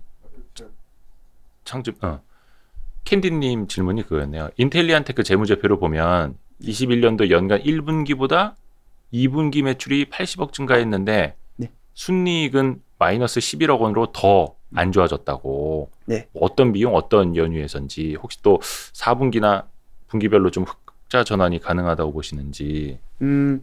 우선 첫 번째 부분을 말씀을 드리면 비용이 증가해도 이게 그러니까 요즘에 마이너스인 사업 부문인 이유가 일단 물류 비용도 많이 늘었고요. 그리고 이걸 제작하는 원재료비도 굉장히 많이 늘었어요. 거기다가 이제 판관비가 이제 늘게 되면서 네. 매출이 늘지만 영업 적자 폭이 더 커진 거죠. 레버리지로 인해서. 그래서 그런데 최근에는 좀 긍정적인 이유가 네. 말씀드렸다시피 이제 물류비라든지 이런 부분은 부담이 아직까지는 있지만 좀 그 이제 소위 말하는 마진율이 좋은 이제 크루즈라든지 이런 선박을 중심으로 좀 시장이 좀 완화되고 있는 분위기이기 때문에 제가 아직 확정적으로 보고서를 안 썼기 때문에 이거를 흑자전이 가능합니다라고 이렇게 그죠. 그럼 뭐 좀 말씀드리기 좀 그렇지만 좀 긍정적으로는 바라보고 있습니다. 좋습니다. 요거는 이제 인텔리안 테크 이야기였고요. 정리하기 전에 와 지금 7시가 다 돼가네. 야, 1시간 거의 20분 동안 열정적인 또 세미나를 해주셔서 너무 감사한데 혹시나 인텔리안 테크 세트레가이도 뭐 리스크 요인은 분명히 있을 거 아닙니까? 뭐 다 뭐 좋기만 하진 않을 테니까 맞습니다. 많은 분들이 좀 알아두시면 좋을 리스크 요인 감안하셔야 될 것. 인텔리안 테크 리스크 요인은 2가지 정도 말씀을 드릴 수 있는데 첫 번째는 원앱의 사업이 원활하지 못한다면 그러니까 가정이죠. 만약에 못하게 될 경우에는 좀 리스크 요인으로 다가올 수가 있겠죠. 아직까지는 너무 원활하지만. 그리고 2번째는 해상용 안테나 시장이 올라오고 있는데 생각보다 또 계속 안 올라온다면 이 되겠죠. 왜냐면 근데 좀 트렌드 자체가 위드 코로나로 가면서 좀 이런 부분이 좀 풀려지고 있긴 한데 그래도 이게 좀 리스크라고 하면 리스크가 될 수 있겠죠. 결국은 원웹의 사업 진척도 그리고 선박, 해상용 안테나 시장 회복. 세트레가이는요? 세트레가이는 이제 수주가 지금 개발하고 있는 스페이스 IT의 수주가 관건이게 되겠는데 이제 2022년도에 이제 수주가 한 기 정도 되는 게 보통 컨센서스인데 요게 되는 게 이제 관건이죠. 그 스페이스 IT 아까 그 1억 달러짜리 한 대에 1,200억 원짜리. 근데 그게 또 문제는 문제라고 하면 좀 그런데 한 대가 되면 또 엄청난 모멘텀이 발생하는 거고 또 계속 장기화적으로 안 되면 또 조금 재미가 없을 수가 있어서 요게 조금 개발하는 것도 중요하고 요걸 가지고 또 이제 수주를 하는 것도 매우 중요하고 그래서 아까 뭐 좀 수주 잔고 또 계속 봐야 된다라고 말씀해 주신 것도 그 지점에 있는 거고. 맞습니다. 캔디님이 자세한 답변 감사하다고. 로제트님은 시간 가는 줄 모르겠다고. 야, 그러게요. 1시간 20분이 지났습니다. 제가 보통 세미나 같은 거 하면 한 2시간, 3시간 더 이렇게 막 얘기하거든요. 관심 많으신 분들은 제가 사실 좀 이번 거는 좀 어떻게 보면 겉핥기식으로 핵심적인 부분만 조금 짚어드렸는데 1시간 20분 동안 우리 겉만 핥은 겁니까? 이거 무슨 달고나도 아니고 1시간 20분 동안 핥아요 이렇게. 그래서 막 뭐 예를 들면 아까 발사체 부분만 설명드려도 한 2시간, 3시간 막 계속 얘기할 수가 있어요. 그런데 근데 오늘 아마 설명 들으신 분들은 진짜 글로벌 산업, 우주 산업의 트렌드를 들으신 거고요. 이제 앞으로는 뭐 뉴스라든지 이런 거 보실 때도 이거를 중심적으로 해서 뉴스라든지 이런 걸 보시면 이게 이런 내용이구나, 이게 이런 내용이라서 좀 더 메인스트림에 가깝구나 라는 부분을 좀 이해하시기 더 편하시지 않을까. 아는 만큼 보이는데 오늘 진짜 더 많이 보일 수 있게 큰 도움 주셨습니다.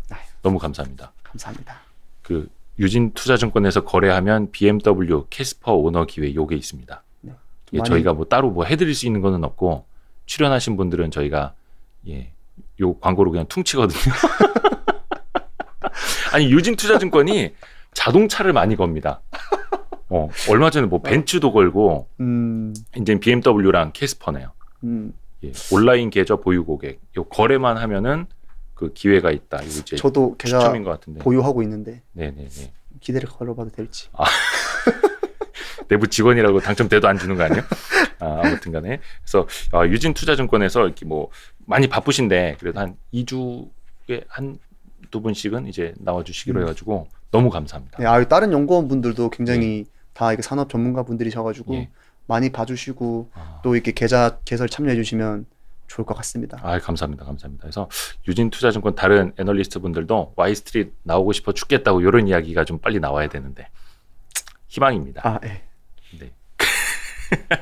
아무튼 오늘 긴 시간 너무 감사하고요. 네, 감사합니다. 우리 함께 구독해 주신 여러분 그리고 긴 시간 함께 해 주신 여러분 너무 감사합니다. 여러분 퇴근길도 안녕히 들어가시고 저녁 식사 맛있게 하십시오. 또 추워지니까 감기 조심하시고요. 고맙습니다. 감사합니다. 감사합니다.